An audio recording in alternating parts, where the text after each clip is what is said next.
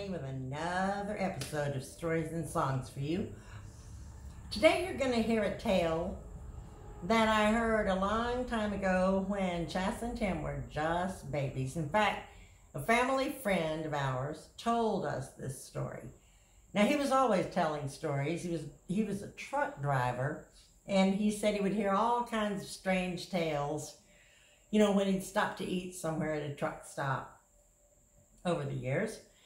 And he heard this one, and I was asking him, have you heard any stories about strange things? Like, I've always been fascinated with that. He said, yes, I have. So he told me several, but this one stuck. He called it the car that fell from the sky. And it's about two officers, forestry officers, I believe, who were patrolling in the Great Smoky Mountains late one fall night with a full moon in the sky, and then it was so clear that night he said they could see a long way. And he said that the forest was kind of glowing with the silvery light of the moon. Well, the two officers were driving along, and they reached the top of a steep hill, and they began to descend at a good rate of speed when they both spotted two lights above them in the sky. And the lights were descending at a fast rate of speed, and for a moment they thought they might be witnessing a plane crash. The lights disappeared, though, for a moment, and the two officers spotted them again a good distance ahead above the road, and it appeared that the object was indeed out of control, its lights moving from side to side as if it were swerving.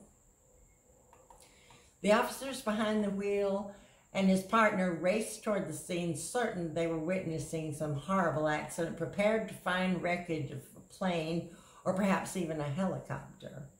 When they arrived, though, they found themselves looking at a late model car that didn't even appear to have a dent on it.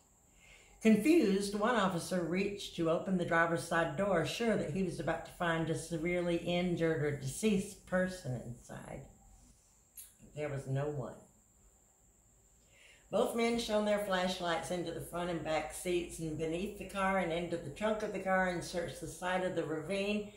Not only was there no one in the car, there were also no keys in the ignition switch, and upon further investigation, they noticed that the car's engine was cold to the touch, as if it hadn't been running at all. Now that's curious. Perplexed, the officers called for a tow truck and had the car taken to impound, trying to understand what they had just witnessed and how they were going to write up that report. Later, at the impound lot, since there was no tag on the car, the officers ran the VIN number. After a while, the number came back, and the number matched the model and make of that car, which had belonged to a missing man from Kansas City, Missouri. The case had been filed over 5 years before. The owner of the car had left his job at the end of a shift at a local hospital where he worked one evening, headed for home, and was never seen again. According to the records, authorities had searched for the man and his car for weeks, but had found neither. And there were so many questions. Where had the man gone? What had become of the car? Where had the car been all those years? And how did it end up falling from the sky onto that remote highway in the mountains? Neither officer could come up with answers to this mystery and simply refused to talk about the event of that night until a reporter stumbled upon a copy of their written statement while looking through some old files at a local police station in search of a particular story. The reporter tracked down the two officers 15 years after the fact. Both officers had by then retired from duty. One of the officers refused to speak with the reporter at all, but the other was willing to talk and agreed to be interviewed. I never was able to come up with a logical explanation for that incident and what we saw that night, the officer said, adding that he had set aside speculation that the man and the car had fallen victim to some alien abduction. Although in the years since the incident, he had done some research uncovering 7 other incidents of that nature. In 3 of those incidents, both car and driver had been discovered hundreds of miles from where they had been when they had disappeared.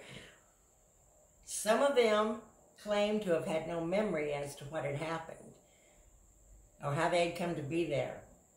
The retired officer told the reporter, adding that the hospital employee from Michigan was never found. So, that concludes this short little episode of Stories and Songs, and I'm going to play you some more of that little rag I was playing.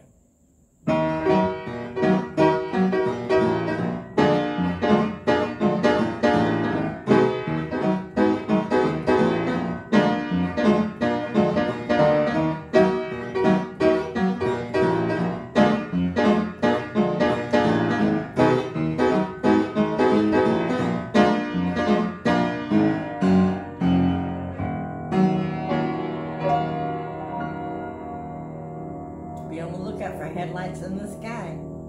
Till next time, it's Alabama Annie.